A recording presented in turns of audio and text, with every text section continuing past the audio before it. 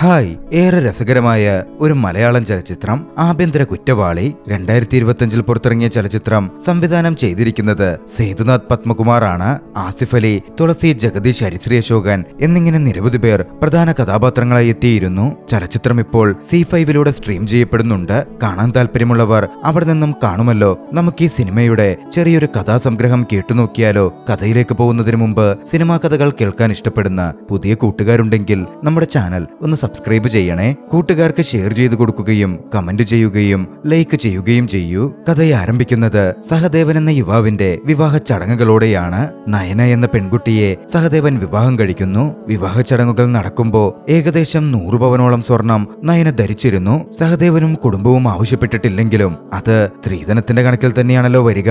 അവിടുത്തെ രീതികളുടെ അടിസ്ഥാനത്തിൽ സ്വർണം സഹദേവൻ മേടിച്ചിട്ടുണ്ട് എന്നെഴുതി ഒപ്പിട്ട് കൊടുക്കണമായിരുന്നു. ആദ്യം സഹദേവനും കുടുംബവും അക്കാര്യത്തിൽ കുറച്ചൊന്നും മടിച്ചെങ്കിലും ഒടുവിൽ അത് അവിടുത്തെ ഒരു രീതിയാണെന്ന് പറഞ്ഞപ്പോ സഹദേവൻ ഒപ്പിട്ടുകൊടുത്തു. വിവാഹവും മംഗളമായി നടന്നു. വിവാഹം നടന്ന് ഏകദേശം 2 ആഴ്ചയ്ക്ക് ശേഷം സഹദേവനെ CI പോലീസ് സ്റ്റേഷനിലേക്ക് വിളിപ്പിച്ചിരുന്നു. നേരത്തെ എത്തി CI വരുവാൻ സഹദേവൻ കാത്തിരിക്കാൻ തുടങ്ങി. കുറച്ചു സമയം കണ്ടിട്ടും CIയെ കാണുന്നില്ല. സഹദേവൻ പുറത്തിറങ്ങിയപ്പോ പരിചയക്കാരനായ പോസ്റ്റ്മാൻ ആ വഴി വന്നു. എന്താ ഇവിടെ എന്ന് ചോദിച്ചപ്പോ CI പരിചയക്കാരനാണെന്നും മറ്റും പറഞ്ഞ് ഒന്നൊഴിഞ്ഞു മാറാൻ സഹദേവൻ ശ്രമിച്ചെങ്കിലും ആ അടുത്ത സ്ഥലം മാറി വന്ന CI സഹദേവന്റെ പരിചയക്കാരൻ എങ്ങനെയാകും എന്ന് ചോദിച്ച് പോസ്റ്റ്മാൻ സഹദേവനെ ഒന്നുകുടഞ്ഞു. എന്തായാലും സഹദേവൻ നൈസായിട്ട് അവിടെ നിന്ന് വലിഞ്ഞു മാറി. ഒരു കടയിൽ സിഗരറ്റും വലിച്ചൊക്കെ നിൽക്കുമ്പോ കൂട്ടുകാരൻ അതുവഴി ആംബുലൻസുമായി വന്നു. ആംബുലൻസ് ഡ്രൈവറായ കൂട്ടുകാരനോട് കുറച്ചുനേരം സഹദേവൻ സംസാരിച്ച ശേഷം വീണ്ടും സ്റ്റേഷനിലേക്ക് ചെന്നിരിക്കുകയാണ്. കുറച്ചു കഴിഞ്ഞതും അങ്ങോട്ടേക്ക് CI എത്തി. ആദ്യത്തെ 1-2 കേസുകൾക്ക് ശേഷം CI സഹദേവനെ വിളിപ്പിച്ചു. സഹദേവന് തന്നെ എന്തിനാണ് വിളിപ്പിച്ചതെന്ന് പോലും അറിയാൻ പാടുണ്ടായിരുന്നില്ല. തന്റെ മുമ്പിലുണ്ടായിരുന്ന ഒരു പരാതി CI എടുത്തു വായിച്ചു. പിന്നാലെ ആരാ നയനയെന്ന് സഹദേവനോട് ചോദിച്ചു. ഭാര്യയാണ് എന്ന് സഹദേവൻ മറുപടി കൊടുത്തു. സഹദേവൻ വീട്ടിലെന്തെങ്കിലും പ്രശ്നമുണ്ടാക്കിയോ എന്ന CIയുടെ ചോദ്യത്തിന് എന്ത് പ്രശ്നമെന്നായിരുന്നു സഹദേവന്റെ ചോദ്യം. പിന്നാലെ അവിടെ ഉണ്ടായിരുന്ന മറ്റൊരു കേസ് തീർക്കാൻ CI പുറത്തേക്ക് പോയി. പോകുമ്പോ എഴുതി കയ്യിൽ കിട്ടിയിരുന്ന പരാതി ഇതൊന്ന് വായിച്ചു നോക്കുന്നു പറഞ്ഞ സഹദേവന്റെ കയ്യിൽ കൊടുത്തു. അല്പം ഭീതിയിലായിരുന്നെങ്കിലും സഹദേവൻ പരാതി വായിച്ചു. സഹദേവനെതിരെ ഗാർഹിക പീഡനമടക്കം പല വകുപ്പുകൾ ചുമത്തി സഹദേവന്റെ ഭാര്യ നയന സ്റ്റേഷനിൽ കൊടുത്ത പരാതിയായിരുന്നു അത്. പരാതി കഴിഞ്ഞ് ഒരിടവേള കിട്ടിയപ്പോ സഹദേവൻ പുറത്തിറങ്ങി. അവിടെ കൂട്ടുകാരുണ്ടായിരുന്നു. കൂട്ടുകാരുടെ കാര്യങ്ങൾ സംസാരിച്ചു. ഭക്ഷണമൊക്കെ കഴിച്ച് അവിടെ ഇരിക്കുമ്പോ സഹദേവന്റെ ഒരു കൂട്ടുകാരൻ ഒരു വക്കീലിനെ വിളിച്ച് സഹദേവനെ കണക്ട് ചെയ്തു കൊടുത്തു. വക്കീലുമായി കാര്യങ്ങൾ സഹദേവൻ സംസാരിച്ചു. വക്കീല് സഹദേവനോട് ആകെ പറഞ്ഞത് പരാതിയിൽ സ്വർണത്തിന്റെ കാര്യമുള്ളതുകൊണ്ട് സ്വർണം സഹദേവന്റെ പക്കലില്ലെന്ന് പറയാനും അവരുടെ ലോക്കറിലാണെന്ന് അറിയിക്കാനുമായിരുന്നു. അത്തരത്തിൽ പ്രവർത്തിച്ചാൽ മതി എന്ന് കൂട്ടുകാരൻ കൂടി പറഞ്ഞതോടെ സഹദേവൻ അതങ്ങുറപ്പിച്ചു. അപ്പോഴേക്കും CI വീണ്ടും സഹദേവനെ വിളിച്ചു. ഓരോ കാര്യങ്ങൾ സഹദേവനോട് ചോദിക്കാൻ തുടങ്ങി. സ്ത്രീധനം ആവശ്യപ്പെട്ട് ആ പെൺകുട്ടിയെ ബുദ്ധിമുട്ടിച്ചിരുന്നു എന്നതായിരുന്നു ആദ്യ ചോദ്യം. ഇല്ലെന്ന് പറഞ്ഞ സഹദേവൻ അവരൊരു 100 പവൻ സ്വർണ്ണമിട്ടിരുന്നെന്നും പക്ഷേ ഞങ്ങളൊന്നും ചോദിച്ചിട്ടല്ല എന്നും മറുപടി കൊടുത്തു. ഇതിലെന്തോ ഒരു 2000 രൂപയുടെ കാര്യം എഴുതിയിരിക്കുന്നേ എന്ന് CI ചോദിച്ചപ്പോ നടന്ന കുറെ കാര്യങ്ങൾ സഹദേവൻ വിശദീകരിക്കാൻ തുടങ്ങി. വിവാഹ ചടങ്ങുകൾ കഴിഞ്ഞ് സഹദേവനും നയനയും വീട്ടിലേക്കെത്തിയ സമയം ആചാരങ്ങളൊക്കെ നടന്നു. സഹദേവന്റെ പെങ്ങൾക്ക് നയന ഒരു മോതിരം അണിയിച്ചു. ഏവരും അത് ശ്രദ്ധിച്ചിരുന്നു. അമ്മയ്ക്കാകട്ടെ കയ്യിലേക്കൊരു വളയൂരിയിട്ട് കൊടുത്തു. പിന്നാലെ മധുരം കൊടുത്ത ഓരോരുത്തർക്കും 100 രൂപ വീതം ദക്ഷിണയും കൊടുത്തു. ആ 100 രൂപ കണക്കായിരുന്നു 2000. ആ സമയത്താണ് അവിടെ ഒരു തമാശയും അരങ്ങേറിയത്. സഹദേവന്റെ കുട്ടിക്കാലത്തെ ഫോട്ടോ ഒരു കൊച്ചുകുട്ടി കൊണ്ടുവന്ന് നയനയെ കാണിച്ചു. അവിടെയുള്ളവരൊക്കെ അത് നോക്കിക്കണ്ടു. കുഞ്ഞായിരുന്നപ്പോ സഹദേവൻ നഗ്നനായിട്ടുള്ള ഒരു ചിത്രമായിരുന്നു അത്. സഹദേവനും ഒന്നിളിഭ്യനാവാതിരുന്നില്ല.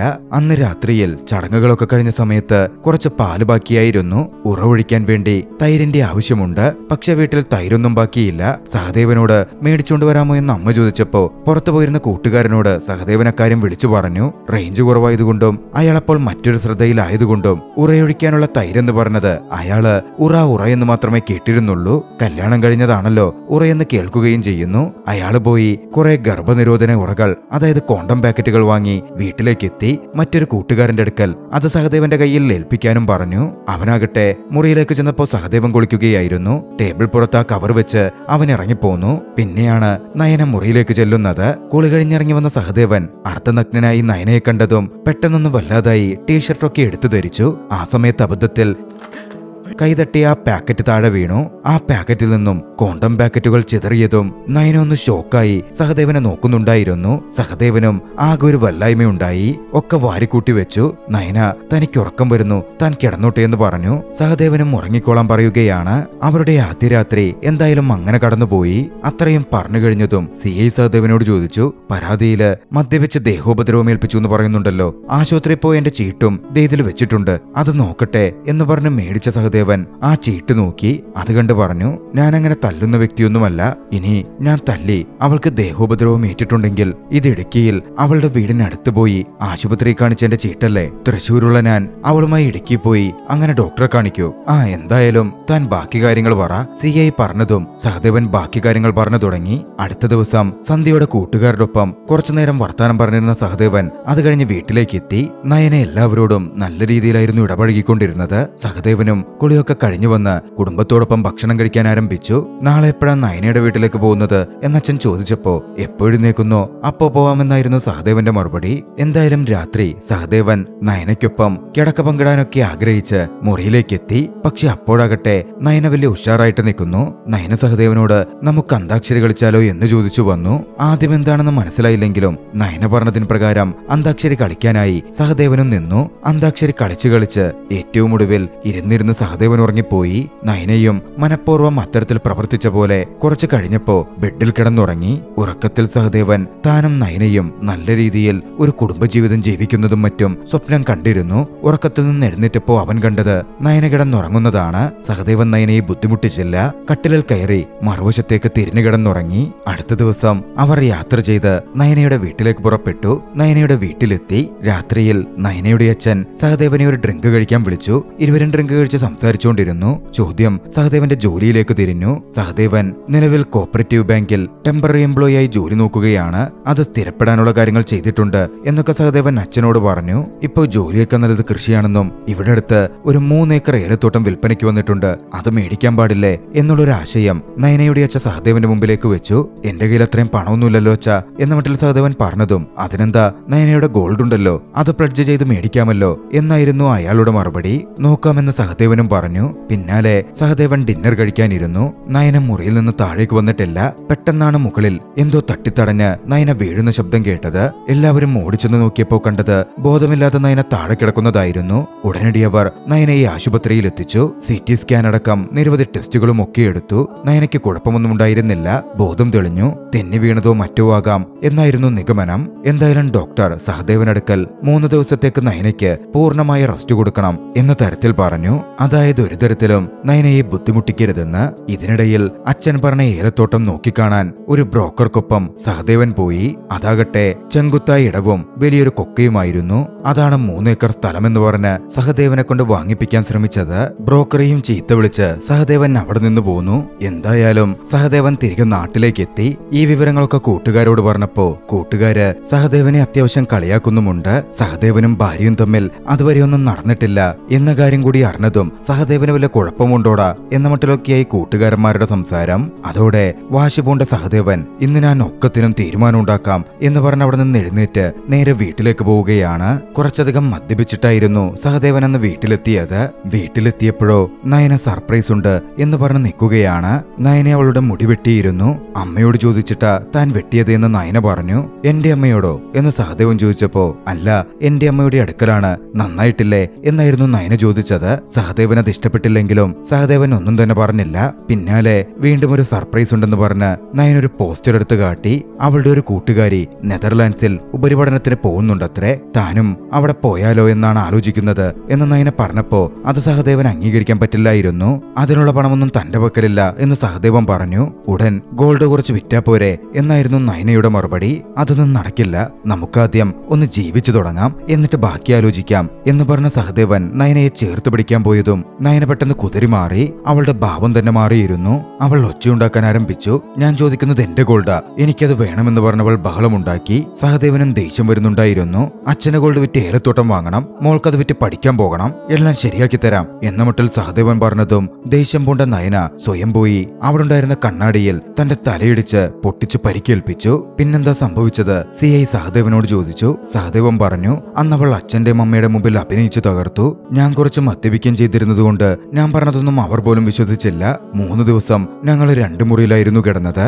ഒരു ദിവസം സഹദേവൻ ജോലി കഴിഞ്ഞു വന്നപ്പോ നയനയുടെ അച്ഛനും അമ്മയും വന്ന് അവളെ വീട്ടിൽ നിന്ന് കൂട്ടിക്കൊണ്ടുപോയിരുന്നു. നയന അങ്ങനെ പോയിട്ട് എത്ര ദിവസമായി? ഏകദേശം 10 ദിവസമായി എന്ന് സഹദേവൻ പറഞ്ഞതും ഇതുവരെ ഒരു ഫോൺ കോൾ പോലും ഉണ്ടായില്ലേ എന്നായിരുന്നു സിഐയുടെ ചോദ്യം. ഇല്ലെന്ന് സഹദേവൻ വേദനയോടെ തലകുലുക്കി. സിഐ പറഞ്ഞു, കാര്യമൊക്കെ ശരിയായിരിക്കും, പക്ഷേ തന്റെ ഭാര്യ ഇപ്പോ അവിടെ ഒരു ഹോസ്പിറ്റലിൽ അഡ്മിറ്റാ. ഹോസ്പിറ്റലിൽ അഡ്മിറ്റോ? സഹദേവൻ ഞെട്ടലോട് ചോദിച്ചു. സിഐ പറഞ്ഞു, അത് ഈ വക്കീലന്മാര് കേസിന് ബലം കൂട്ടാൻ ചെയ്യുന്ന പണിയാ. സെക്ഷൻ 498 ഗാർഹിക പീഡനം. ഒരു പണി ചെയ്യ്, അവരെ തണുപ്പിക്കാൻ താൻ ആ ഗോൾഡ് അങ്ങ് തിരിച്ചു കൊടുത്തേരെ. സിഐ അത് പറഞ്ഞതും വക്കീല് പറഞ്ഞ പോലെ തന്റെ പക്കൽ ഗോൾഡ് ഇല്ല എന്ന് സഹദേവൻ ആദ്യം പറഞ്ഞു. സിഐ പറഞ്ഞു, സഹദേവ, ഇത്ര നേരം താൻ പറഞ്ഞത് ശരിയായിരിക്കും, പക്ഷേ ഈ ഗോൾഡ് കയ്യിലില്ലെന്ന് പറഞ്ഞത് അതേതോ പൊട്ടം വക്കീല് പറഞ്ഞെന്ന കാര്യ. എന്തായാലും താൻ ആലോചിക്ക്, എന്നിട്ട് റൈറ്ററോട് ഒരു തീരുമാനം പറഞ്ഞേരെ. സ്റ്റേഷന് വെളിയിലിരുന്ന് സഹദേവൻ ഒരുപാട് നേരം ആലോചിച്ചു. ഒടുവില് സ്വർണം തിരിച്ചു കൊടുത്തേക്കാം എന്നൊരു തീരുമാനത്തിലെത്തി. റൈറ്ററെ അതറിയിച്ചു. ഏതെങ്കിലും ഒരു സ്വർണ്ണക്കടയെ കൊണ്ടുപോയി തൂക്കി കൃത്യമായി തരംതിരിച്ച് എഴുതി കൊണ്ടുവരാൻ റൈറ്റർ ആവശ്യപ്പെട്ടു. പോരാത്തതിന് അടുത്ത ദിവസം നയനയുടെ മൊഴിയെടുക്കാൻ പോകുന്ന പോലീസുകാരന് യാത്രാ ചെലവിന് എന്തെങ്കിലും കൊടുത്തേക്കാനും ആ റൈറ്റർ പറഞ്ഞു. സഹദേവൻ പേഴ്സിൽ നിന്ന് കുറച്ച് പണം നൽകി. പിന്നീട് അങ്ങോട്ടേക്ക് സഹദേവന്റെ ജീവിതം കൂടുതൽ പ്രശ്നങ്ങളിലേക്ക് നീങ്ങുകയായിരുന്നു. നടന്ന കാര്യങ്ങൾ സഹദേവനെ വല്ലാതെ വിഷമിപ്പിച്ചു. ജോലി സ്ഥലത്ത് പിരിവിന് വന്ന പാർട്ടിക്കാരായി പോലും സഹദേവൻ പ്രശ്നമുണ്ടാക്കി. അവൻ ഒരുപാട് മദ്യപിക്കാൻ ആരംഭിച്ചു. പോലീസുകാര് പറഞ്ഞ പോലെ സ്വർണ്ണക്കടയിൽ കൊണ്ടുപോയി സ്വർണമൊക്കെ തൂക്കി തരംതിരിച്ച് ഒടുവിൽ പോലീസിന്റെ മധ്യസ്ഥതയിൽ തന്നെ അത് നയനയ്ക്കും കുടുംബത്തിനും കൈമാറുകയും ചെയ്തു. അടുത്ത ദിവസം ജോലിക്കെത്തിയപ്പോഴാണ് വീണ്ടും പ്രശ്നങ്ങൾ വരുന്നത്. സഹദേവനും പാർട്ടിക്കാരും തമ്മിൽ ചെറിയ പ്രശ്നമുണ്ടായല്ലോ. അതിന്റെ പേരിൽ മാനേജർ വിളിപ്പിച്ചു. എന്താ കാര്യമെന്ന് ചോദിച്ചു. സഹദേവനുണ്ടായ കാര്യങ്ങൾ പറഞ്ഞു. പാർട്ടിക്കാർ വന്ന് എപ്പോഴും പിരിവ് ചോദിക്കുമ്പോ ടെമ്പററി ജീവനക്കാരനായ എനിക്ക് എപ്പോഴും അത് കൊടുക്കാൻ വേണ്ട പൈസ ഉണ്ടാവാറില്ല എന്ന കാര്യം പറഞ്ഞു. സഹദേവന്റെ പെർമനന്റ് പോസ്റ്റിന്റെ കാര്യം പാർട്ടിയുമായി ബന്ധപ്പെട്ടിട്ടാണ് ഉള്ളതെന്നും അതുകൊണ്ട് പാർട്ടിക്കാരെ വെറുപ്പിക്കണ്ട എന്നുമായിരുന്നു മാനേജറുടെ ഉപദേശം. സഹദേവൻ പുറത്തു വരുമ്പോ പ്യൂൺ വന്ന് താഴെ 2 പേര് വെയിറ്റ് ചെയ്യുന്നുണ്ടെന്ന് പറഞ്ഞു. സഹദേവൻ ചെന്ന് നോക്കുമ്പോ സഹദേവന്റെ കല്യാണം നടത്തിയ മാട്രിമോണിക്കാരാണ് വന്നിരിക്കുന്നത്. വിവാഹം കഴിഞ്ഞാൽ അവർക്ക് കുറച്ച് പണം കൂടി കിട്ടാനുണ്ടായിരുന്നു. അത് വാങ്ങാൻ സന്തോഷത്തിലെത്തിയതാണ്. അപ്പോഴാണ് പോസ്റ്റ്മാൻ വരുന്നത്. പോസ്റ്റ്മാൻ കോർട്ടിൽ നിന്നുള്ള രജിസ്റ്റേർഡ് കത്തുമായിട്ടായിരുന്നു വന്നത്. കൃത്യമായി പറഞ്ഞാൽ കേസിന്റെ കത്തുകൾ. അത് കണ്ടതും മാട്രിമോണിക്കാർ അവിടെ നിന്നോടി. സഹദേവന്റെ ജീവിതം അവിടെ നിന്ന് കുടുംബകോടതിയിലേക്ക് നീങ്ങുകയായിരുന്നു. പിന്നാലെ കിട്ടിയ നോട്ടീസുകളുമായി ഒരു കൂട്ടുകാരനൊപ്പം സഹദേവൻ ഒരു വക്കീലിനെ ചെന്ന് കണ്ടു. റക്സ് എന്നായിരുന്നു അയാളുടെ പേര്. ഒക്കെ വായിച്ചു മനസ്സിലാക്കിയ റക്സ് കാര്യങ്ങൾ സഹദേവനോട് സംസാരിച്ചു. സഹദേവന്റെ പേരിൽ നിലവിൽ 3 കേസുകളുണ്ട്. ഒന്ന് പോലീസ് സ്റ്റേഷനിൽ, ഒന്ന് കുടുംബകോടതിയിൽ, ഒന്ന് ഫസ്റ്റ് ക്ലാസ് ജുഡീഷ്യൽ മജിസ്ട്രേറ്റ് കോടതിയിൽ. കുടുംബകോടതിയിൽ കൊടുത്തിരിക്കുന്നത് 498A ആണ്, അതായത് ഗാർഹിക പീഡനം. ഫസ്റ്റ് ക്ലാസ് ജുഡീഷ്യൽ മജിസ്ട്രേറ്റിന്റെ അടുക്കൽ നിന്ന് ഒരു ഇന്ററിം ഓർഡർ അവർ വാങ്ങിയിട്ടുണ്ട്. അതായത് ഈ ഒരു കാലയളവിൽ സഹദേവൻ ഭാര്യയെ വിളിക്കാനോ സംസാരിക്കാനോ കാണാനോ ഒന്നും പാടുള്ളതല്ല. മാത്രമല്ല 6000 രൂപ ജീവനാംശം സഹദേവൻ ഭാര്യയ്ക്ക് കൊടുക്കുകയും വേണം. സഹദേവനെ കൂടുതൽ ബുദ്ധിമുട്ടിക്കലാണ് ഇതുകൊണ്ടൊക്കെ അവർ ലക്ഷ്യമാക്കുന്നത്. വേണ്ട കാര്യങ്ങൾ നമുക്ക് ചെയ്യാം എന്ന് പറഞ്ഞ റക്സ് വക്കീല് ബാക്കി ഡോക്യുമെന്റേഷനും മറ്റുമായി ജൂനിയർ അനിലയെ പറഞ്ഞേൽപ്പിച്ചു. സ്റ്റേഷനിൽ നിന്ന് FIR എടുക്കുന്നത് മുതൽ ബാക്കി കാര്യങ്ങൾ കൈകാര്യം ചെയ്യുക അനിലയായിരുന്നു. അനിലയെ കണ്ട് സഹദേവൻ സംസാരിച്ചു. അനിലയ്ക്ക് സഹദേവനോട് ആദ്യമൊക്കെ ഒരു ദേഷ്യഭാവമായിരുന്നു കാണപ്പെട്ടത്. കാരണം ഗാർഹിക പീഡനം നടത്തി വന്നിരിക്കുന്ന ഒരു വ്യക്തിയാണല്ലോ മുമ്പിലുള്ളത്. ആ ഗൗരവത്തിൽ ഒരു വക്കീൽ ഭാവത്തിൽ അനില സംസാരിച്ചു. അഡ്വാൻസായി 15000 രൂപയും വക്കീൽ പറഞ്ഞ പ്രകാരം 500 രൂപ അനിലയ്ക്ക് എഴുത്തുകുത്തിനായി സഹദേവൻ കൊടുക്കുകയും ചെയ്തു. കോടതിയിൽ നിന്ന് പുറത്തേക്ക് വന്നപ്പോഴാണ് അവർ മക്കാരിക്കയെയും ഭാര്യയെയും കാണുന്നത്. അവർ അവിടെ ചെറിയൊരു ചായക്കട നടത്തുകയാണ്. ഏറെ പ്രായം ചെന്ന വൃദ്ധ ദമ്പതികൾ. മക്കാരിക്ക ഒരു ബിരിയാണി തിന്നാൻ ആഗ്രഹിച്ചിട്ട് അതിനുള്ള പണം ഭാര്യയോട് ചോദിച്ച് കിട്ടാതെ വിഷമിച്ചിരിക്കുന്നു. അത് കേട്ടതും സഹദേവൻ ബിരിയാണി താൻ വാങ്ങി തന്നാ മതിയോ എന്ന് ചോദിച്ചു. തുടർന്നുള്ള സംസാരത്തിലാണ് അവരുടെ ഒരു കേസിന്റെ കാര്യം ഉയർന്നു വന്നത്. എന്താ കേസെന്ന് സഹദേവൻ ചോദിച്ചപ്പോ കൂടെയുണ്ടായിരുന്ന കൂട്ടുകാരൻ അജയൻ പിന്നെ പറയാമെന്ന് പറഞ്ഞ സഹദേവനെ തടഞ്ഞു. ചായയുടെ പൈസ കൊടുക്കാൻ നേരം ചേഞ്ചില്ലെന്ന് പറഞ്ഞ് 200ന്റെ നോട്ടായിരുന്നു സഹദേവൻ കൊടുത്തത്. മക്കാരിക്ക അതുപയോഗിച്ചൊരു ബിരിയാണി കഴിച്ചോട്ടെ എന്നയാൾ ചിന്തിച്ചിരിക്കണം. പോരുമ്പോ അജയൻ സഹദേവനോട് മക്കാരിക്കയുടെയും ഭാര്യയുടെയും കാര്യവും കേസിന്റെ കാര്യവും പറഞ്ഞു. മക്കാരിക്കയ്ക്ക് ഒരു മകനായിരുന്നു, ഷാഫി എന്നാണ് അവന്റെ പേര്. ഷാഫി വളരെയധികം കഷ്ടപ്പെട്ട് കഷ്ടപ്പെട്ട് പഠിച്ച് ഒരു ഗവൺമെന്റ് ജോലിയിലൊക്കെ കയറിപ്പറ്റി. വിശ്വാസിയായിരുന്ന മക്കാരിക്കയാകട്ടെ അല്പം പാവപ്പെട്ട ഒരു കുടുംബത്തിൽ നിന്നായിരുന്നു ഷാഫിയെ കൊണ്ട് വിവാഹം കഴിപ്പിച്ചത്. വിവാഹം കഴിഞ്ഞ് കുറച്ചു നാളുകളൊക്കെ നല്ല രീതിയിൽ പോയി. പിന്നെയാണ് ഒരു അപകടത്തിൽ ഷാഫി മരണപ്പെടുന്നത്. പിന്നീട് ഷാഫിക്ക് കിട്ടിയ ഇൻഷുറൻസ് തുകയും അവന്റെ ജോലിയുമൊക്കെ മക്കാരിക്ക തന്നെ വിശ്വസിച്ച് തന്റെ മരുമകൾക്ക് കൊടുത്തു. എന്നിട്ടെന്താ, അവരിപ്പോ ഭർത്താവിന്റെ സ്വത്തുക്കള് ഭർത്താവിന്റെ വാപ്പയും ഉമ്മയും വെച്ച് അനുഭവിക്കുകയാണെന്ന് പറഞ്ഞ് അവർക്കെതിരെ കേസ് കൊടുത്തിരിക്കുന്നു. അതിന് മക്കാരിക്കയ്ക്ക് ഇത്ര വലിയ സമ്പത്ത് വല്ലതും ഉണ്ടോ? സഹദേവൻ ചോദിച്ചു. അജയന്റെ മറുപടിയും വന്നു. അത്രയും സമ്പത്തൊക്കെ ഉണ്ടെങ്കിൽ ആരെങ്കിലും ഇവിടെ വന്ന് ഈ തട്ടട നടത്തോടോ? ആകെ 3 സെന്റ് സ്ഥലവും ഒരു പഴയ വീടും ഉണ്ട്. അതും കൂടി പോയാൽ പൂർത്തിയായി. പാവങ്ങൾക്ക് താമസിക്കാൻ ഒരു വീട് പോലും ഉണ്ടാവില്ല. വൈകാതെ കോടതിയിൽ ഹാജരാവേണ്ട ദിവസം എത്തി. സഹദേവൻ അതിനായി കോടതിയിലെത്തി. അന്നായിരുന്നു സഹദേവൻ പീറ്റർ എന്ന വ്യക്തിയെ ആദ്യമായി കാണുന്നത്. പീറ്ററും ഭാര്യയും തമ്മിൽ കുടുംബ കോടതിയിൽ കേസ് നടക്കുന്നുണ്ട്. പീറ്ററിന്റെ മകളെ കാണാനോ മറ്റോ ഭാര്യ അനുവദിക്കാറുണ്ടായിരുന്നില്ല. മകളുടെ കസ്റ്റഡി കിട്ടണം എന്നാവശ്യപ്പെട്ട് പീറ്റർ കൊടുത്ത കേസാണ്. വൈകാതെ സഹദേവൻ അങ്ങോട്ടേക്കെത്തിയ നയനയെയും അച്ഛനെയും കണ്ടു. അവരുടെ കൂട്ടത്തിൽ അവരുടെ വക്കീലായ വിശ്വനാഥനും ഉണ്ടായിരുന്നു. വിശ്വനാഥൻ അല്പം പേരുകേട്ട വക്കീലാണ്. 588/2024 കേസ് വിളിക്കുമ്പോ അകത്തേക്ക് വന്നാ മതി എന്ന് പറഞ്ഞ റക്സ് വക്കീലും പോയി. ഈ സമയം പീറ്റർ അവിടെ നിൽക്കുന്നുണ്ട്. ദൂരെ നിന്ന് ഒരു കുട്ടിയെ നോക്കി പീറ്റർ സന്തോഷത്തോടെ ആംഗ്യങ്ങൾ കാണിക്കുകയാണ്. ആ കുട്ടിയും പീറ്റർ നോക്കി ചിരിക്കുന്നുണ്ട്. ഒരു പെൺകുഞ്ഞാണ്, പീറ്ററിന്റെ മകളാണത് എന്ന് സഹദേവൻ മനസ്സിലാക്കി. പീറ്റർ പറഞ്ഞു, 1 വർഷമായി കണ്ടിട്ട്. അവള് വളർന്നു നോക്കിക്കേ, മുടിയൊക്കെ വളർന്നു. പീറ്ററിന്റെ സന്തോഷം കാണാവുന്നത് തന്നെയായിരുന്നു. വൈകാതെ കേസ് വിളിച്ചു. ആദ്യത്തേത് പീറ്ററിന്റെ കേസാണ്. മകൾ അച്ഛന്റെ വിരലിൽ പിടിക്കുന്നതും മറ്റും പീറ്ററിന്റെ മുൻപായിരിക്കും ഇഷ്ടപ്പെട്ടിരുന്നില്ല.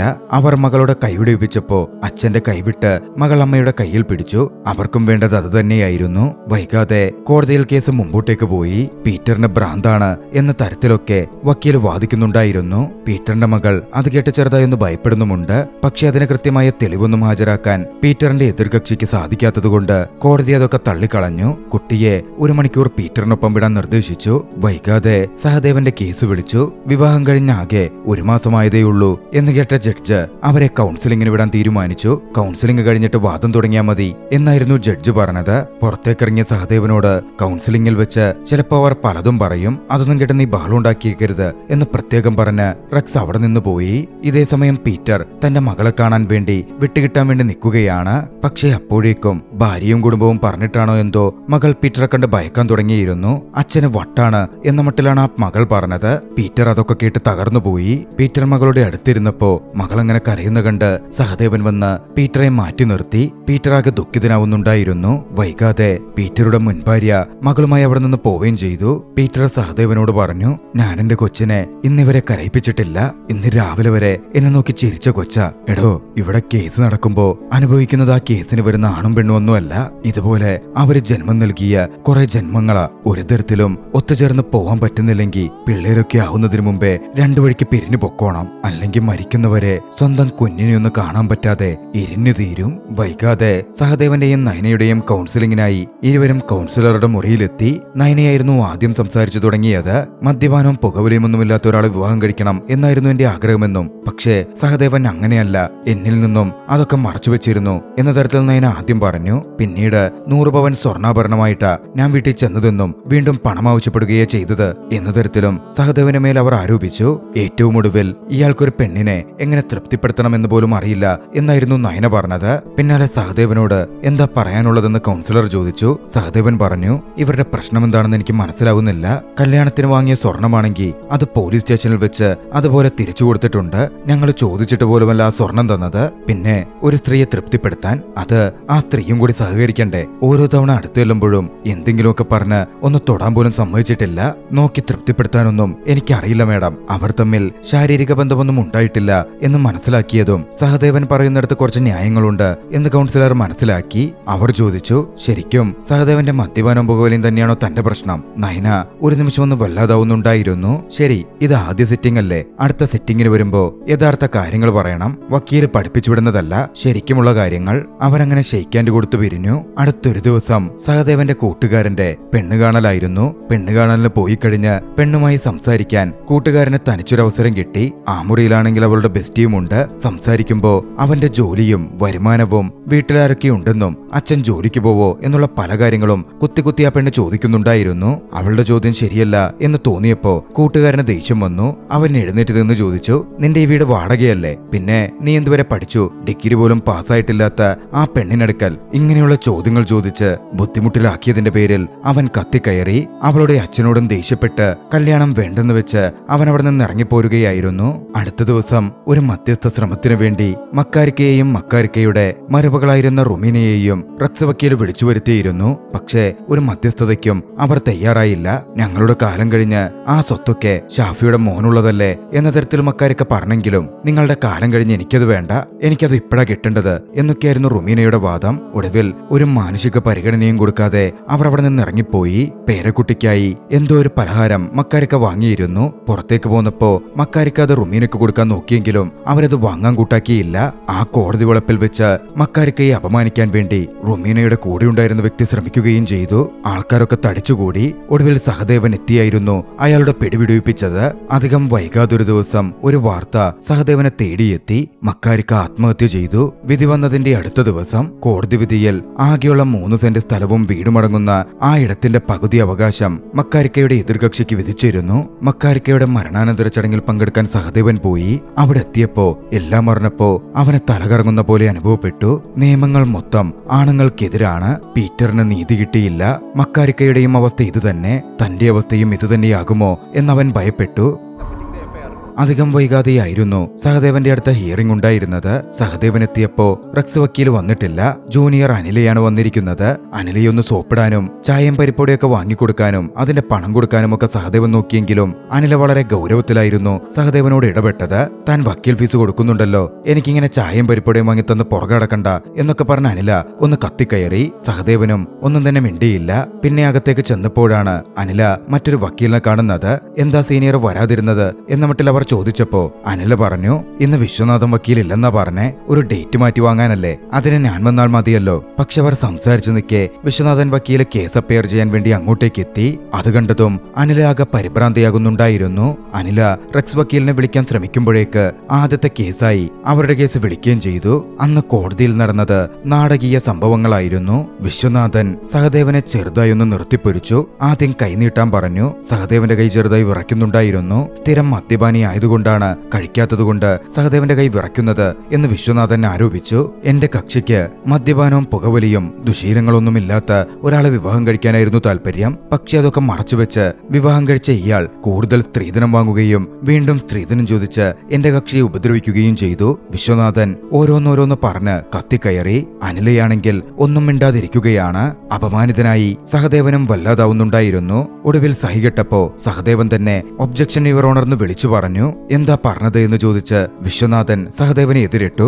ഒബ്ജക്ഷൻ ഉണ്ടെങ്കിൽ പറയാൻ തന്റെ വക്കീലുണ്ടല്ലോ എന്ന മട്ടിലൊക്കെ വിശ്വനാഥൻ ചോദ്യം ചെയ്യുന്നുണ്ടായിരുന്നു. ഉടൻ ജഡ്ജിയെ നോക്കി സഹദേവൻ പറഞ്ഞു, എന്റെ വക്കീല് ഒന്നും പറയുന്നു തോന്നുന്നില്ല, അതുകൊണ്ടാണ് ഞാൻ പറഞ്ഞത്. ജഡ്ജ് അതോടെ സഹദേവനോട് എന്താ പറയാനുള്ളത് എന്ന് വെച്ചാൽ പറയാൻ പറഞ്ഞു. അതോടെ സഹദേവൻ തന്റെ ഭാഗങ്ങൾ ന്യായീകരിച്ചു പറയാൻ ആരംഭിച്ചു. സഹദേവൻ സംസാരിച്ചു. കോടതി രീതികൾ എനിക്കറിയില്ല, എന്തെങ്കിലും തെറ്റുണ്ടെങ്കിൽ ക്ഷമിക്കണം. വക്കീല് പറഞ്ഞു, എന്റെ ഭാര്യ വീട് വിട്ടിറങ്ങിപ്പോയിട്ട് ഞാനൊന്ന് വിളിക്കുക പോലും ചെയ്തില്ലെന്ന്.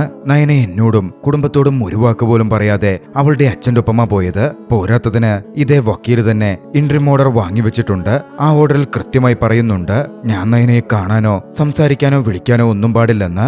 ആ നിയമം ഫോളോ ചെയ്തതുകൊണ്ടല്ലേ എനിക്ക് വിളിക്കാൻ പറ്റാതെ പോയത്. അപ്പൊ പിന്നെ ആ വക്കീൽ ഇവിടെ വന്ന് ഇങ്ങനെ പറയുന്നത് ശരിയല്ലല്ലോ. പിന്നെ സാറേ, കൈവിറയ്ക്കുന്നത് മദ്യം കഴിക്കാത്തത് കൊണ്ട് മാത്രമാണെന്ന് പറയാൻ പറ്റുമോ? പേടികൊണ്ടും കൈവിറക്കില്ലേ? അതിനെതിരെ മദ്യപാനിയുടെ കൈകളെ ഇത്തരത്തിൽ വിറയ്ക്കൂ എന്ന് പറഞ്ഞ വിശ്വനാഥൻ എഴുന്നേറ്റെങ്കിലും മെഡിക്കൽ സർട്ടിഫിക്കറ്റ് ഒന്നുമില്ലാത്തതുകൊണ്ട് ജഡ്ജ് അത് ചെവികൊണ്ടില്ല.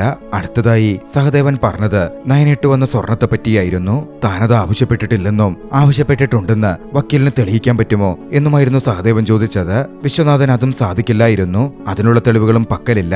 അതോടെ കോടതി സഹദേവന്റെ പക്ഷം പിടിച്ചു. സഹദേവൻ പറഞ്ഞു, അങ്ങനെയുള്ളപ്പോ ഇത് സ്ത്രീധനമാണെന്ന് പറഞ്ഞ് പോലീസ് സ്റ്റേഷനിൽ പരാതി കൊടുത്ത നയനയ്ക്കും കുടുംബത്തിനുമെതിരെയല്ലേ ശരിക്കും ആക്ഷൻ സെലക്ഷൻ എടുക്കണ്ടേ? ചോദിക്കാതെ സ്ത്രീധനം തന്നു എന്ന പേരിൽ. അത് മാത്രമല്ല, പോലീസ് സ്റ്റേഷനിൽ വെച്ച് അവരുടെ സ്വർണമൊക്കെ കൃത്യമായി മടക്കി കൊടുത്തിട്ടുള്ളതാണ്. പിന്നാലെ സഹദേവൻ ഒന്നുകൂടി പറഞ്ഞു, എന്റെ പേരിൽ ചാർജ് ചെയ്തിരിക്കുന്ന വകുപ്പ് 498A ആണ്. ഞാൻ ഗൂഗിൾ നോക്കിയിരുന്നു, അത് സ്ത്രീ സംരക്ഷണത്തിനുള്ള വകുപ്പാണ് എന്നാണ് കാണാൻ കഴിഞ്ഞത്. പക്ഷേ കൂടുതൽ വായിച്ചപ്പോ ഒന്നും മനസ്സിലായി. ആ നിയമത്തിന്റെ പേരിൽ 100 കേസുകൾ നൽകപ്പെട്ടിട്ടുണ്ടെങ്കിൽ അതിൽ 24 എണ്ണം മാത്രമേ കോടതിയിൽ ശരിയായി കാണപ്പെട്ടിട്ടുള്ളൂവെന്ന്, ബാക്കിയൊക്കെ തള്ളിപ്പോവുകയാണ് ചെയ്തിട്ടുള്ളതെന്ന്. സ്ത്രീ സംരക്ഷണത്തിനാണ് സാർ ഈ നിയമം ഉണ്ടാക്കിയിരിക്കുന്നത്, അത് പുരുഷന്മാരെ നശിപ്പിക്കാനല്ല എന്നറിയാതെ പറഞ്ഞു പോവുകയാണ് സാർ. വെറും 10 ദിവസം മാത്രം എന്റെ കൂടെ ജീവിച്ച സ്ത്രീ സ്വന്തം ഇഷ്ടപ്രകാരം വീട്ടിലേക്ക് പോകുമ്പോഴും അവൾക്ക് കോടതി കൊടുക്കാൻ വിധിച്ചിരിക്കുന്നത് 6000 രൂപ വെച്ച് ജീവനാംശമാണ്.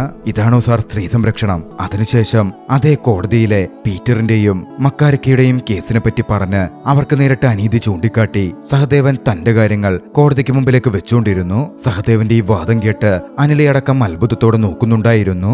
ഒടുവിൽ ഒക്കെ കേട്ടുകഴിഞ്ഞപ്പോ ജഡ്ജ് പറഞ്ഞു, സഹദേവൻ എന്ത് ജോലിയാ ചെയ്യുന്നത്? സഹദേവൻ ക്ലർക്കാണെന്ന് പറഞ്ഞപ്പോ ഒരു LLB എടുത്തു, തനിക്ക് നല്ല ഭാവിയുണ്ട് എന്നായിരുന്നു ജഡ്ജ് അഭിപ്രായപ്പെട്ടത്. ഒരു കൗൺസിലിംഗ് സെഷൻ കൂടി ജഡ്ജ് അവർക്ക് ഓർഡർ ചെയ്തു. അന്ന് അവർ കൗൺസിലിംഗ് അറ്റൻഡ് ചെയ്തു. അന്ന് ഇൻഡിവിജ്വൽ കൗൺസിലിംഗ് ആയിരുന്നു. രണ്ടുപേരോടും സൈക്കോളജിസ്റ്റ് തനിച്ച് സംസാരിച്ചു.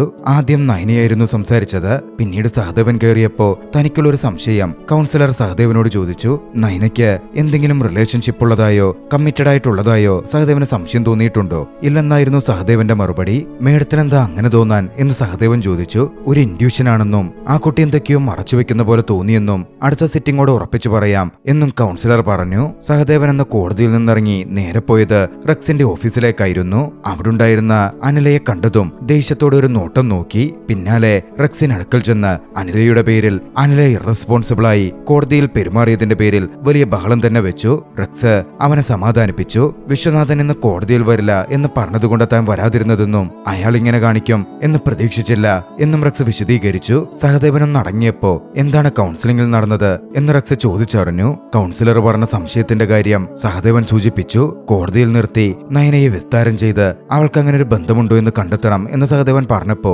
കോടതിയിൽ ചോദിച്ചാലും നയന അതങ്ങ് സമ്മതിക്കുമോ എന്നായിരുന്നു വക്കീലിന്റെ മറുചോദ്യം. ഒരു ഭർത്താവ് ഭാര്യയ്ക്കെതിരെ ആരോപണം ഉന്നയിച്ച ആരോപണം ശരിയാണ് എന്ന് തെളിയിക്കേണ്ട ബാധ്യത ഭർത്താവിന്റേതാണ്. പക്ഷെ തിരിച്ച് ഒരു ലേഡിയാണ് ഭർത്താവിനെതിരെ ആരോപണം ഉന്നയിക്കുന്നതെങ്കിൽ ആ ആരോപണം തെറ്റാണെന്ന് തെളിയിക്കേണ്ടതും ഭർത്താവിന്റെ തന്നെ ഉത്തരവാദിത്തമായിട്ട് വരും. ഇവിടെ അങ്ങനെയൊക്കെയാണ് നടക്കുക. സഹദേവന്റെ പക്കൽ ഈ കാര്യം സ്ഥാപിക്കാൻ നയനക്കെതിരെ വല്ല തെളിവുമുണ്ടോ? റെക്സ് ചോദിച്ചു. ഇല്ലെന്നായിരുന്നു സഹദേവന്റെ മറുപടി. ഞാൻ അന്വേഷിക്കാം എന്ന നട്ടിൽ സഹദേവൻ പറഞ്ഞപ്പോ അങ്ങനൊരു തെളിവ് കൊണ്ടുവന്ന അടുത്ത സിറ്റിംഗിൽ ഈ കേസ് ഞാൻ തീർത്തു തരാം എന്ന് റെക്സ് മറുപടി കൊടുക്കുകയും ചെയ്തു. പിന്നെ അങ്ങോട്ടേക്ക് കൂട്ടുകാരുടെയും മറ്റും സഹായത്തോടെ സഹദേവൻ ഒരു അന്വേഷണം തന്നെ നടത്തുകയായിരുന്നു. പക്ഷേ കാര്യമായൊന്നും കിട്ടിയില്ല. കൂട്ടത്തിൽ നയനയും മറ്റൊരു പയ്യനും ഒന്നിച്ചുള്ള ഒരു ഫോട്ടോ കിട്ടി. അടുത്ത ദിവസം സഹദേവൻ ജോലിക്കായി പോയപ്പോഴോ അവിടെയും അടുത്ത പ്രശ്നം. ഈ കേസും കൂട്ടവും ഒക്കെയായി സഹദേവൻ പലപ്പോഴും ജോലിയിൽ ലീവായിരുന്നു. പുതിയ സെക്രട്ടറി ചാർജ് എടുത്തപ്പോ സഹദേവനെ ജോലിയിൽ നിന്ന് പിരിച്ചുവിട്ടു. ടെമ്പററി പോസ്റ്റ് ആണല്ലോ, അതുകൊണ്ട് മുൻകൂർ നോട്ടീസോ ഒന്നും തന്നെ ഉണ്ടായിരുന്നുമില്ല. മൊത്തത്തില് കാര്യങ്ങളൊക്കെ കുഴഞ്ഞു മറിയുന്നു. അമ്മ സഹദേവനോട് അമ്പലത്തിൽ പോവാമെന്ന് പറഞ്ഞിരുന്നു. അതിൻ പ്രകാരം അമ്മയ്ക്കൊപ്പം സഹദേവൻ അമ്പലത്തിൽ പോയി. അവിടെയുള്ള എല്ലാ വഴിപാടുകളും ആ പാവം അമ്മ ചെയ്യുന്നുണ്ടായിരുന്നു. അവിടെയാണെങ്കിൽ അന്ന് ചില ആചാരങ്ങളൊക്കെ ഉണ്ട്. അതിൽ പങ്കെടുക്കാൻ അഡ്വക്കേറ്റ് അനിലയും ഉണ്ടായിരുന്നു. വക്കീലിനെ അവിടെ അങ്ങനെ കണ്ടതും സഹദേവന് തല്ല അതിശയം തോന്നി. സഹദേവനെ കണ്ടപ്പോ വക്കീൽ പേടിച്ചു. സഹദേവൻ പ്രശ്നമുണ്ടാക്കുമോ എന്നായിരുന്നു വക്കീല് ചിന്തിച്ചത്. അവര് മാറിനിന്ന് സംസാരിച്ചു. സഹദേവൻ പറഞ്ഞു, അന്നത്തെ പ്രശ്നത്തിന്റെ പേരിലാണെങ്കിൽ വക്കീൽ പേടിക്കണ്ട, അതൊക്കെ ഞാൻ അന്നേ വിട്ടു. സത്യത്തിൽ ഇനി കാണുമ്പോ ഒരു സോറി പറയണോന്ന് കരുതിയതാ. പിന്നാലെ കൗൺസിലർ പറഞ്ഞ ആ സംശയത്തിന്റെ കാര്യവും അതന്വേഷിച്ച താൻ നയന പഠിച്ച കോളേജിലേക്കും മറ്റും പോയി നോക്കാൻ പോവുകയാണ് എന്നും സഹദേവൻ വിശദീകരിച്ചു. എന്നാണ് പോകുന്നത് എന്ന് ചോദിച്ചറിഞ്ഞ അനില താനും വരാമെന്ന് സഹദേവൻ അടുക്കൽ പറഞ്ഞു. അങ്ങനെ അവർ നയന പഠിച്ചയിടത്തേക്ക് യാത്ര തിരിച്ചു. മറുവശത്ത് സഹദേവന്റെ കൂട്ടുകാർ നയനയുടെ നാട്ടിലും വിവരങ്ങൾ അന്വേഷിക്കുന്നുണ്ടായിരുന്നു. അങ്ങനെ കോളേജിലെ അന്വേഷണവും ഒക്കെ കഴിഞ്ഞപ്പോ നയനയുടെ ഒരു ബെസ്റ്റ് ഫ്രണ്ടിന്റെ അഡ്രസ് അവർക്ക് കിട്ടി. അങ്ങോട്ടേക്ക് അവർ അന്വേഷിച്ചെത്തി. അതൊരു പഴയ വീടായിരുന്നു. സുഹാന എന്നായിരുന്നു ആ സുഹൃത്തിന്റെ പേര്. സുഹാനയെ മീറ്റ് ചെയ്ത് അവർ സംസാരിച്ചു. അപ്പോഴാണ് കുറെ കാര്യങ്ങൾ തന്നെ വെളിപ്പെടുന്നത്. സുഹാന സുഹാന എല്ലാം വിശദീകരിച്ചു പറഞ്ഞു. കാര്യം എന്തെന്നാൽ സുഹാനയുടെയും നയനയുടെയും ജീവിത സാഹചര്യങ്ങൾ വ്യത്യസ്തമായിരുന്നാലും അവരുടെ കഥ ഏറെക്കുറെ ഒന്നായിരുന്നു. സുഹാനയുടെ അച്ഛൻ അമ്മയെ ഒരുപാട് ഉപദ്രവിക്കുന്ന വ്യക്തിയായിരുന്നു. അതൊക്കെ കണ്ട് ഭയത്തോടെയായിരുന്നു സുഹാന വളർന്നത്. അവൾക്ക് അച്ഛനെ വലിയ പേടിയായിരുന്നു. ഒടുവിൽ സുഹാനയുടെ അമ്മ ഉപദ്രവം സഹികെട്ട് അവരുടെ വീട്ടിൽ ചെന്ന ആങ്ങളമാരോടും മറ്റും പറഞ്ഞപ്പോ മോളെയോർത്ത് സഹിക്കാനും മറ്റുമായിരുന്നു അവർക്ക് കിട്ടിയ മറുപടി. അതോടെ സുഹാനയ്ക്ക് പുരുഷവർഗത്തോട് തന്നെ വെറുപ്പായി. ഏറെക്കുറെ അങ്ങനെയുള്ള സുഹാനയും അതേ രീതിയിൽ ജീവിച്ചു വളർന്നു വന്ന ഒരേ ആശയമുള്ള നയനയും കോളേജിൽ വെച്ച് കണ്ടുമുട്ടി. അത് പതിയെ അവർക്കിടയിലെ അടുപ്പമായി വളർന്നു. ഹോസ്റ്റലിൽ അവർ ഒന്നിച്ചായിരുന്നു. അവർ അങ്ങനെ ഒരു തീരുമാനമെടുത്തു, സുഹൃത്തുക്കളായി ജീവിതാവസാനം വരെ ഒന്നിച്ചു ജീവിക്കണമെന്ന്. പക്ഷേ പഠനം കഴിഞ്ഞ സാധാരണ രീതിയിൽ പെൺകുട്ടികൾക്ക് വിവാഹവും കുടുംബവും കാര്യങ്ങളുമൊക്കെയാണല്ലോ. അപ്പോഴാണ് വിദേശ പഠനമെന്ന അവസരം അവർക്ക് മുമ്പിലേക്ക് വന്നത്. നെതർലാൻഡ്സിൽ പഠിക്കാൻ പോയി അവിടെ നിന്നുമൊക്കെ രക്ഷപ്പെടണം എന്നായിരുന്നു ഇരുവരും ആഗ്രഹിച്ചത്. അതിന് പണം വേണം. അതിനുള്ള വഴിയായിട്ടായിരുന്നു സഹദേവനുമായിട്ടുള്ള വിവാഹം അവർ നോക്കിക്കണ്ടത്. വിവാഹം കഴിയുമ്പോൾ സ്വർണമെടുത്ത് നെതർലാൻഡ്സിലേക്ക് പോകാനുള്ള വഴിയൊരുക്കാം എന്നവർ ചിന്തിച്ചിരുന്നു. ഒടുവിൽ നയന തന്നെ ഈ കാര്യങ്ങളൊക്കെ കോടതിയിൽ ലേറ്റു പറഞ്ഞു. ഏറ്റവും ഒടുവിൽ കോടതി സഹദേവനോട് എന്താണ് പറയാനുള്ളതെന്ന് ചോദിച്ചു. പുരുഷവർഗം ഈ സമൂഹത്തിൽ അനുഭവിക്കുന്ന നീതികേടിനെ പറ്റിയും നിയമവ്യവസ്ഥയിലെ പോരായ്മയെപ്പറ്റിയും സഹദേവൻ എണ്ണി എണ്ണി പറയുന്നുണ്ടായിരുന്നു. ഒടുവിൽ എല്ലാം വെളിവായതുകൊണ്ട് തനിക്ക് നയനയുമായുള്ള വിവാഹമോചനം വേണം എന്നും സഹദേവൻ ആവശ്യപ്പെട്ടു. മ്യൂച്വൽ ഡിവോഴ്സിനായി ജോയിന്റ് പെറ്റീഷൻ സമർപ്പിക്കാൻ കോടതി ആവശ്യപ്പെട്ടു. നയനയ്ക്കും കുടുംബത്തിനുമെതിരെ ഒരു പ്രതികാര നടപടിക്കും സഹദേവൻ തുനിഞ്ഞതേയില്ല. എല്ലാം കേട്ട് മനസ്സിലാക്കിയ അഡ്വക്കേറ്റ് വിശ്വനാഥന് പോലും സഹദേവനോട് സഹതാപം തോന്നി. കേസ് അവസാനിച്ചു പോരുമ്പോ വിശ്വനാഥൻ സഹദേവനടുക്കൽ പറഞ്ഞു, ജീവിതത്തിൽ ഇത് ആദ്യമായിട്ടാണ് ഒരു കേസ് ഏറ്റെടുത്തത് തെറ്റായിപ്പോയെന്ന് തോന്നുന്നത്. ഞാനൊരു അഡ്വക്കേറ്റ് മാത്രമല്ല, ഒരു മകന്റെ അച്ഛൻ കൂടിയാണ്. സഹദേവൻ കോടതിക്ക് വെളിയിലിറങ്ങി നിന്നു. അനില സഹദേവൻ അടുത്തേക്ക് വന്നു. എന്താ ഇനി പ്ലാൻ എന്ന് ചോദിച്ചു. സഹദേവൻ പറഞ്ഞു, ജീവിതം എവിടെ നിന്നാണോ കൈവിട്ടുപോയത് അവിടെ നിന്ന് റീസ്റ്റാർട്ട് ചെയ്യണം. അവർക്കിടയിൽ ഒരിഷ്ടം രൂപപ്പെടുന്നതായി പ്രകടമാവുന്നുണ്ടായിരുന്നു. പുതിയൊരു ജീവിതത്തിലേക്ക് സഹദേവൻ യാത്ര തുടങ്ങി. ആ ദൃശ്യങ്ങളോടെ ചലച്ചിത്രം അവസാനിക്കുന്നു. രസകരമായ ഈ ഒരു ചലച്ചിത്രം നിങ്ങൾക്കിഷ്ടമായെങ്കിൽ വീഡിയോ ലൈക്ക് ചെയ്യുക. അഭിപ്രായങ്ങളും നിർദ്ദേശങ്ങളും കമന്റുകളിൽ രേഖപ്പെടുത്തുക. കഴിയുമെങ്കിൽ ചാനൽ സബ്സ്ക്രൈബ് ചെയ്തും കൂട്ടുകാർക്ക് ഷെയർ ചെയ്തു കൊടുത്തും ഞങ്ങളെ സപ്പോർട്ട് ചെയ്യുക. അടുത്ത എപ്പിസോഡിൽ മറ്റൊരു ചലച്ചിത്രവുമായി നമുക്ക് കണ്ടുമുട്ടാം. അതുവരെ ബൈ.